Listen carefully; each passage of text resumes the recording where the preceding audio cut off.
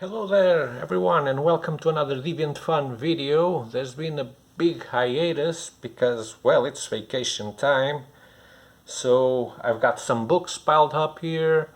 I will be able to show the art for some of them, others not because they're packaged, they're sealed. That's what I meant. So two of them are these ones, of course, X of Swords by Jonathan Hickman. I don't know if he likes to go by John, I doubt it. Here's the spine. Here you can see the back. Raise your sword. Long ago they formed a single land, torn apart by an ancient war. They've existed in separate dimensions for thousands of years. Now Araco has fallen to a dark army and the same murderous forces are coming for Krakoa. But between these two halves of a whole stands the nexus of realities known as Otherworld and the whims of its omniversal magistrix Opal Luna Saturnine. As she declares a contest of worlds, each side must find its 10 blades and the champions will wield them on the fields of battle.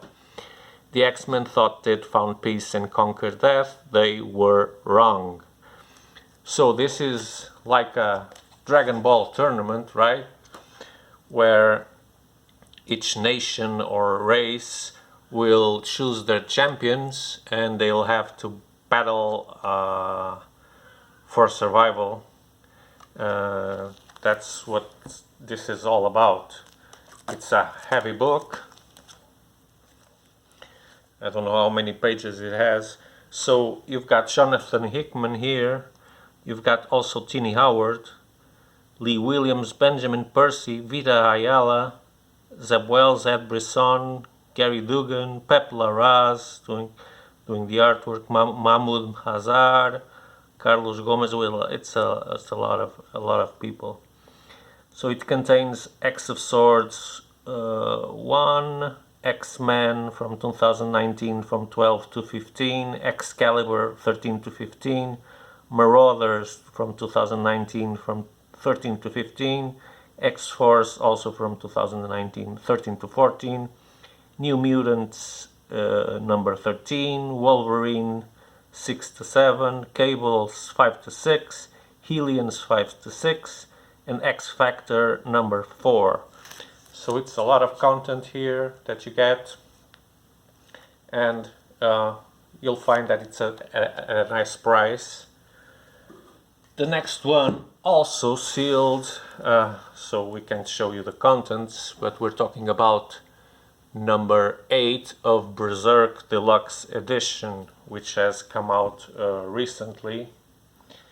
So as you can see, Deluxe Edition 8, The Fall of the Tower of Conviction and the Grand Inquisitor Mosgus has heralded the unexpected return of Guts, former Commander Griffith, last seen transformed from a mutilated husk into a demon lord of the God Hand. Regenerated into health and beauty, and with his dreams of carving out a kingdom intact, Griffith has raised a new band of the Hawk, but recruited from darkness to fulfill his deadly destiny. So now there's some clouds around what will happen to Berserk line. We don't know if Kentaro Miura's assistants will continue the work. We know there are notes and plot lines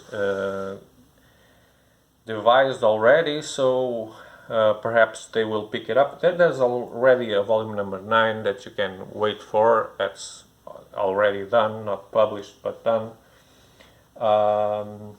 Yeah, but as for the rest, as how the story will finish, well, it's still in the secret of the gods. Let's see what ends up turning out.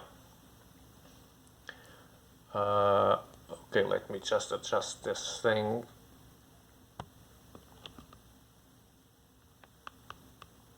So next we have Usagi Yojimbo, that we've been collecting almost everything that comes out from Usagi Yojimbo, from Stan Sakai.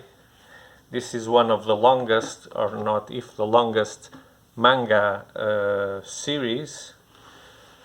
So this Usagi Yojimbo Origin series presents the complete saga of Ronin Miyamoto Usagi from the very beginning, but in new definitive color editions.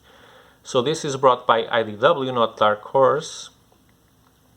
So they're coloring the books. I believe I've already shown this one, but just to let you see how much does the phenomenal artwork gain with color. Look at this. It's absolutely beautiful.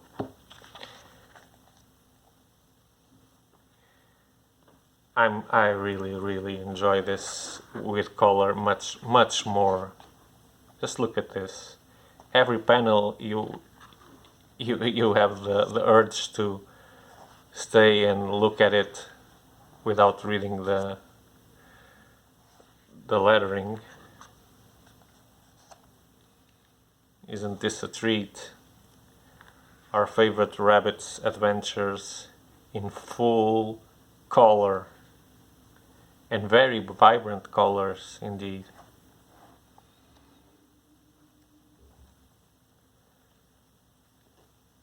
Look at this.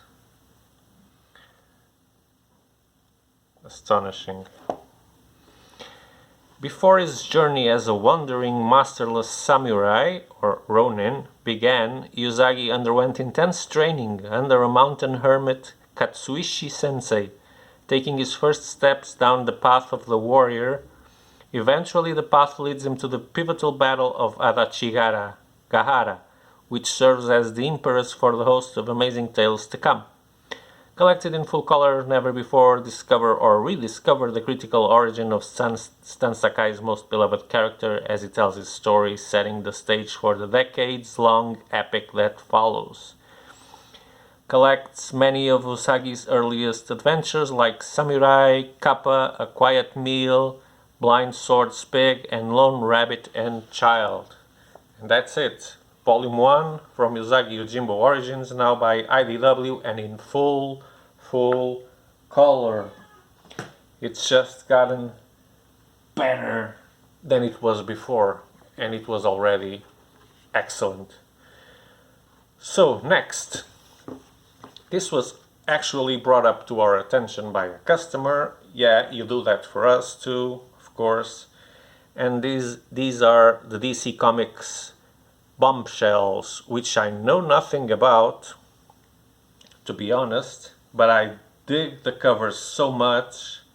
These are excellent covers, like pin-up style, right? So this is written by Marguerite Bennett and probably illustrated by Marguerite Sauvage. It looks like yeah, it's the art by Marguerite Sauvage. I think it's a French name, so it would be Marguerite Sauvage, and perhaps Marguerite Bennett. I'm not sure. So let's see what it says in the back. If it says something. Not really. Well, these are strong, realized women capable of wondrous feats, and Bennett ensures that they remain the heroes of their own stories. This is a cleverly orchestrated breath of fresh air and quite fun to read, a win for both female characters and female creators. As World War II rages across Europe, the Allied forces issue a call to arms for the greatest heroines the world has ever known. Kate Kane, the all-American Batwoman, Diana of the Themyscira, warrior princess of Amazon, Kara Stradikov and Hortny Dujinovna, defenders of Mother Russia, and Mera, royal daughter of legendary Atlantis. With aid from their allies at home and abroad, these mighty women will turn the tide of war and defend those inviolable rights of truth, justice, and freedom. Together they are the Bombshells. Okay, it's a Power Girl homage, and we see some of the some of DC's characters. Here we can see Wonder Woman enlisting and helping in the war. Let's take a look at the art, because the art looks superb, and the coloring too. The coloring is very soft, very delicate, but I really like the tone combination. It doesn't stand out, that's not the word. It's very homogeneous, very well done. Congratulations to the colorists. Now these images are great. Here comes their enlisting from the title. Atlanta is going for the rescue with nice little dolphins. Okay, we can see that the art is very good. I don't know about the story because, like I said, this is completely new to me. It has evaded my radar until very recently. But it looks awesome. So this must be recent, because the artwork is very, very modern. Let me just satisfy my curiosity. Well, not that. It's 2016 when this volume was compiled. This is volume 2 with weird foots here, but okay. Weird foots. Volume 2, Allies. Let's see if the artwork is roughly the same, because the names... Well, it's... Oh, we've got Mirka Andolfo drawing here, and Laura Braga, so it's different artists, but the tone seems very similar.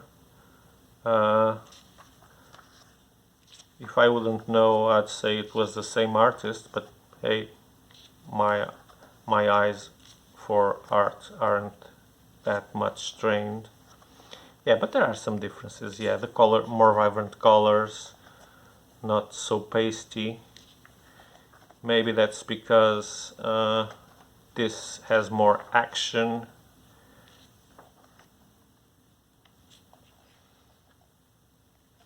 Great looking giant octopus there. Look at this. Great artwork. Marguerite, you've done a great job in book 1, but your colleagues here also made a very, very good work. Oh, a Spitfire, I think that's what it's called. Yeah, the art is incredible, and it seems very action-paced,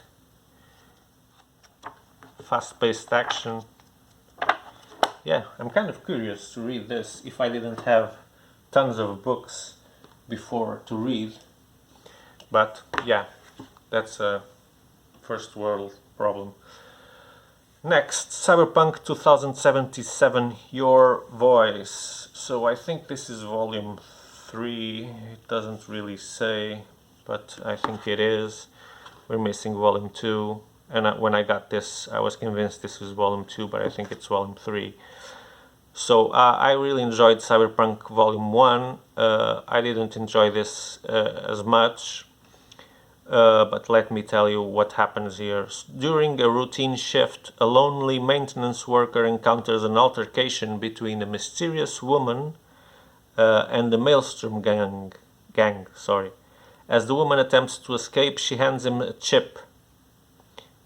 Or ship. Maybe chip is a fried potato, and ship is a piece of hardware. That's what it is.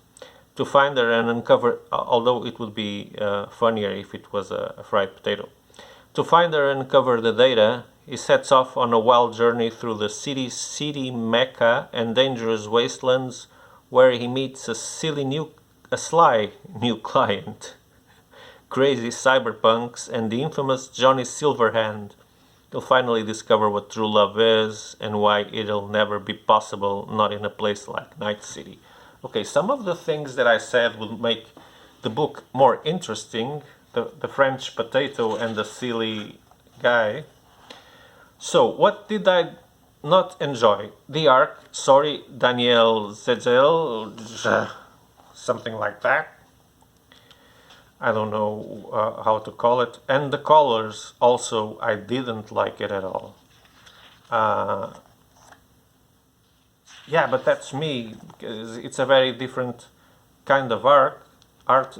We can say, okay, it's very unique, it's got a signature, but it's not something that appeals to me. I have to say. I find it confusing, too blurry. What's happening here? I can't even tell. It seems to be the interior of the subway, right? But yeah, it's kind of hard to tell what the hell is happening. Look at this. Okay, it's two people fighting, but they're just blurs. I don't know. I find it sloppy, not artistical. But that's my opinion. When things are not as yellowish, I can dig it. I dig this panel here. It's okay. There's no detail at all, but that's the purpose. But to see these panels just with almost black and another primary color, it doesn't work for me. Sorry. And the story I found it uninteresting, unlike Cyberpunk Volume 1. Yeah, I was really hoping I would enjoy this a lot, but I can't lie to you, even though I'm interested in selling it. It's not a book for me, maybe it's a book for you. Definitely not something that I want to keep for myself. Yeah, but let's hope that volume 2 or 3 or wherever is better.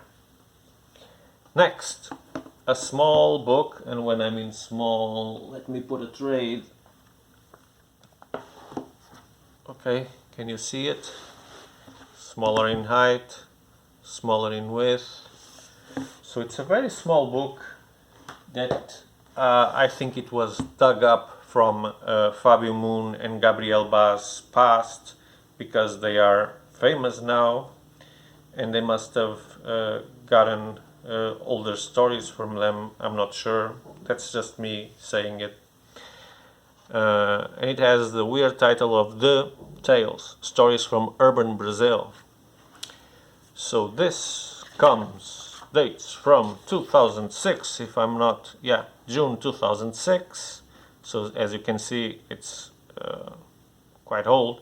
This was originally published by Dark Horse as a soft cover. Now it's a hardcover. So we can see the contents here. El Camino, Estrella, Outdated, Late for Coffee, As If, Reflections 1 and Reflections 2, All You Need Is Love, Qu'est-ce que c'est, Happy Birthday My Friend, Saturday, Outras Palavras, that's Portuguese, that means other words like it says here. Translation is correct.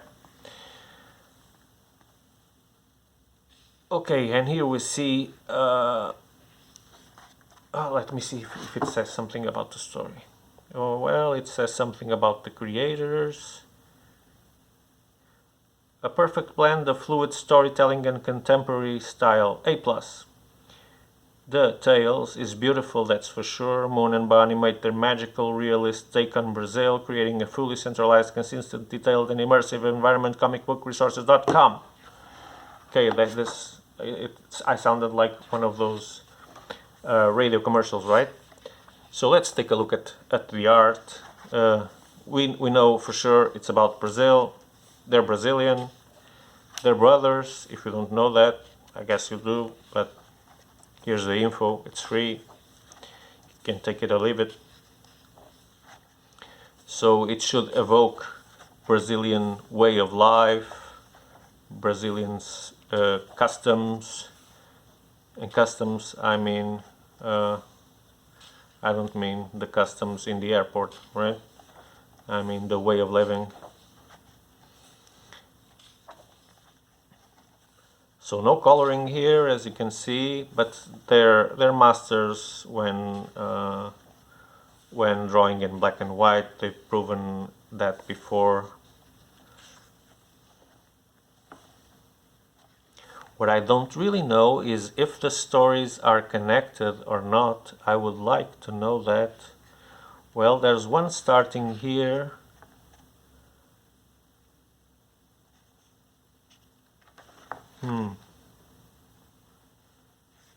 It seems that there's chapters and not really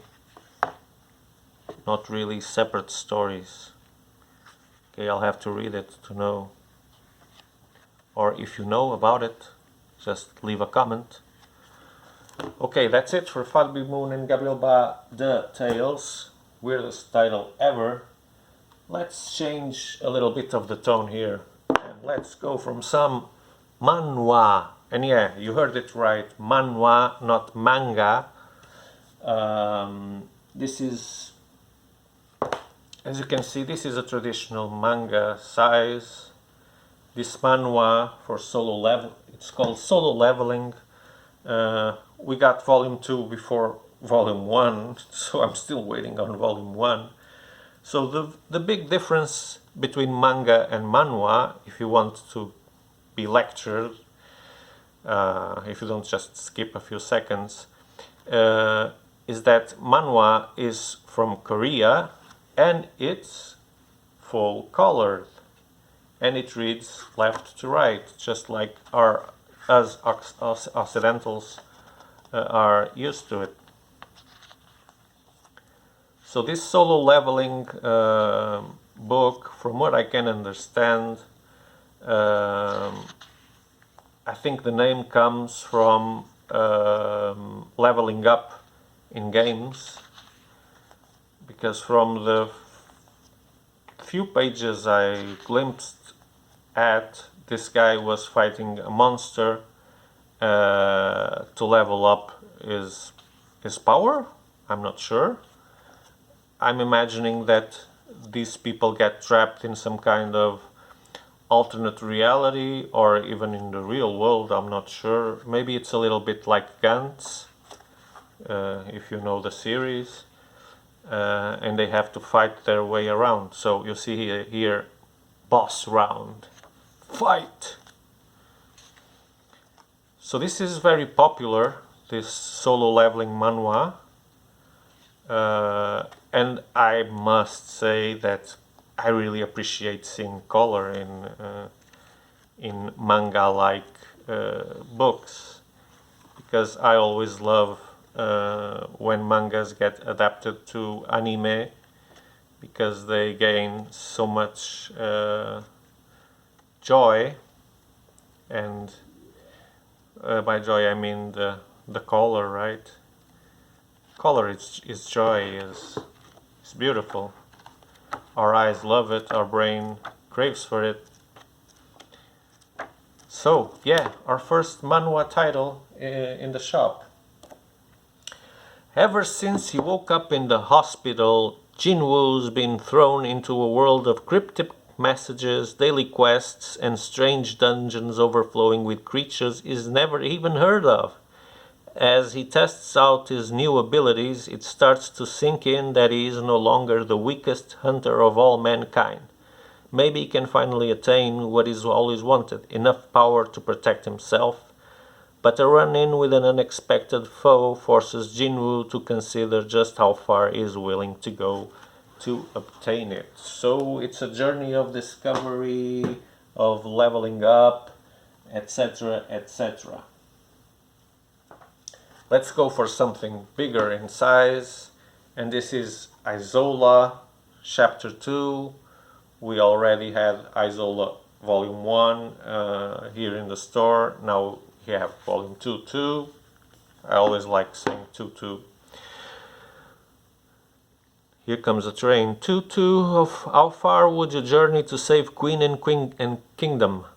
An evil spell has been cast on the Queen of Mar, and her captain of the guard will do anything to reverse it. Their only hope lies on an island half a world away, a place known in myth as Isola, Land of the Dead. But a deadly detour leads Queen Holwyn and Captain Rook from their path, forcing them to confront ghosts of the past and threatening to tear the companions apart forever. So this is an Eisner Award nominated fantasy series by Brandon Fletcher and Carl Kerschel. Is that it? And let's take a look at the art, because the art is astonishing, being beautiful. It's superbly colored, in my opinion. Even though there's few colors here, it's not like the Cyberpunk, where it's a mess of blurs. Sorry guys. Yeah, but that's what it feels to me. See? And when it goes daylight, you have all these incredible colors. Looks like you're watching a cartoon.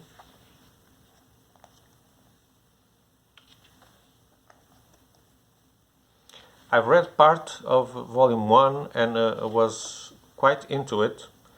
This has a problem. People who don't see very well will have problems reading the lettering because it's so small. Thankfully I can read it, but for older people or even younger people with visual impedances will find hard to read unless they're screaming. I guess you can read the parts where everyone is screaming. But as you can see from the artwork, it has a style of its own, but it's not blurs. It's great artwork. See, it's possible to have your own style and do it great and look good. Look at this. This is a blur, but it's a well done blur. It's stylish. You can see that work was put on there, hard work. Okay, this is a very promising series if you like fantasy and if you like art. Of course you like it because you're a comics reader, so this is a sure bet. Very, very beautiful book. Now, something that has been talked about, this came out recently. So Fist of the North Star is being re-edited. I think it was never collected in this form, in these hardcover collected volumes. I think that's fresh. Let me take this because it's covering the summary. Okay, so this takes place in a post-apocalyptic world. Where have we seen that? Humanity has risen from the ashes of an all-out nuclear war to a nightmare of endless suffering. It is a time of chaos. Warlords and gangs of savage marauders rule the broken ruins of civilization, terrorizing and enslaving the survivors. Life has become a brutal struggle for existence, and death the only release. One day a wanderer appears out of the wasteland to bring justice to the guilty and hope to the people. A warrior named Ken, a man who bears 7 scars upon his chest and holds the secret of a mysterious martial art known as Hokuto Shinken, the divine fist of the North Star. So this is a manga, so it's read this way, unlike the manhwa. And you'll only see color at the beginning as usual, right? So if you found some similarities in the plot to a very well-known movie, it is not a coincidence, because it is said that it inspired it. I think I saw that somewhere.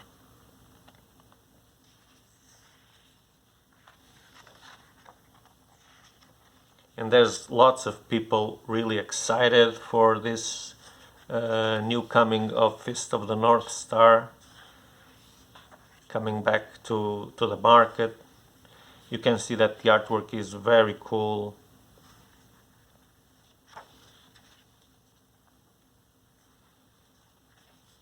This is one that I will place in my top 10 must read,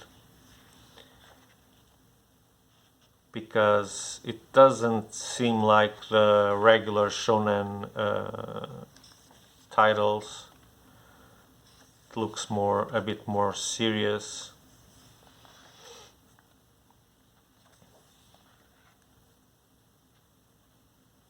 Yeah, look at this. Isn't it? It's just like the movie. It surely got inspired by it.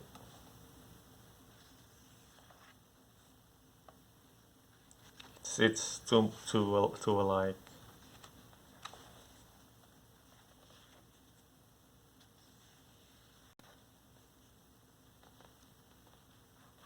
So let's skip a little bit more to the end. We have some fight scenes. There will be a lot of fighting because those fists have to be put to use.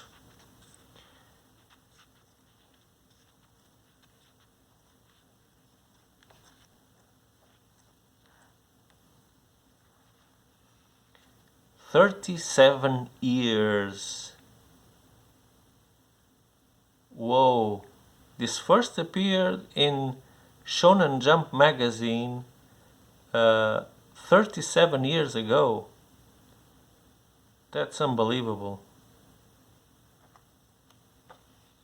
This is really old and it doesn't look like it.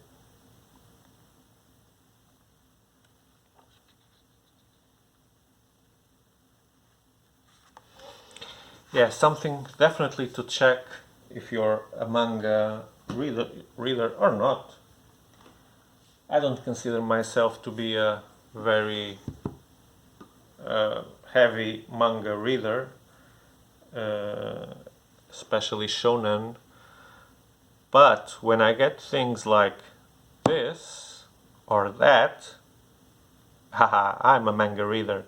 So Naoki Urasawa has become one of my favorite authors thanks to 20th Century Boys, and that led me to Monster. This is volume 2. We have volume 1 already and waiting for the rest. I was just trying to see if it was as good as the other one, and haha, it is.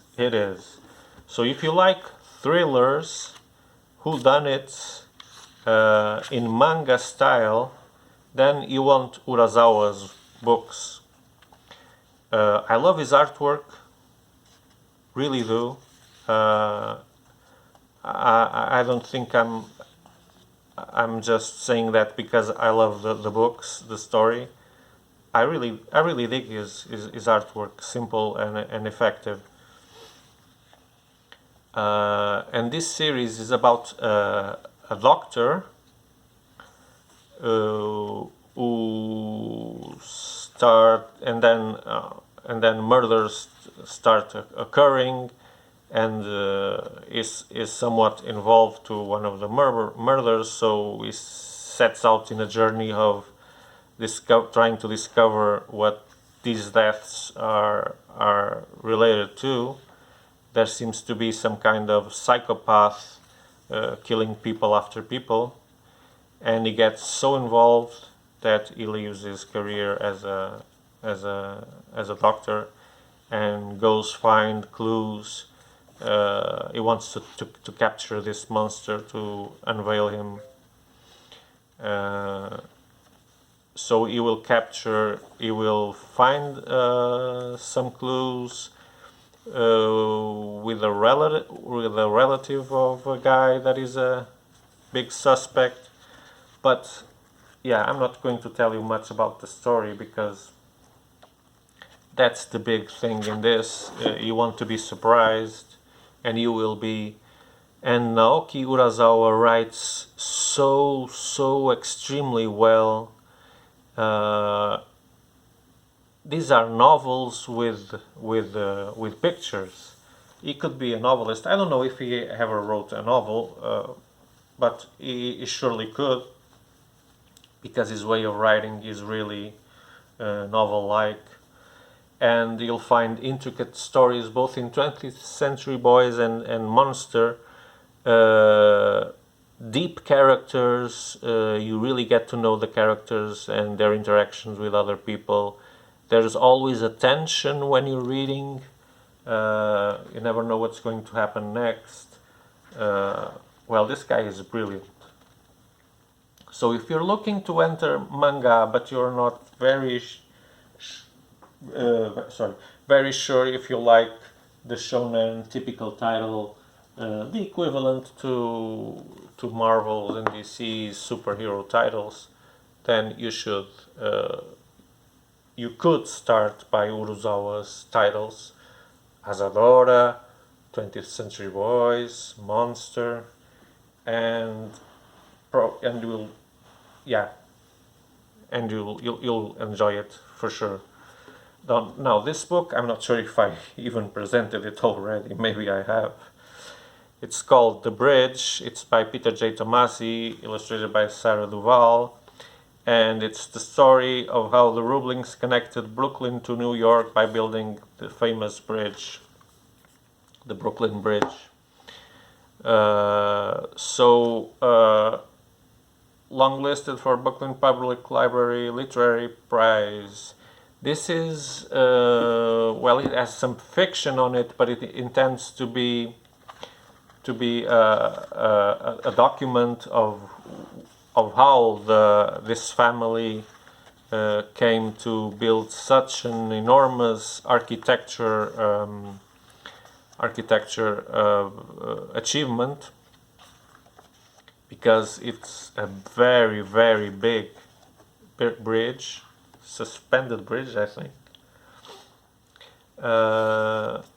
and it's heavily centered in family, because the original architect will not be able to finish it, and it will be her wife who steps in.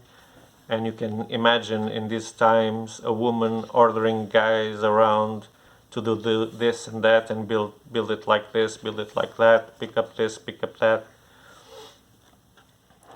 So it should mix history. It tries to be accurate, but of course it also has some fiction in the middle.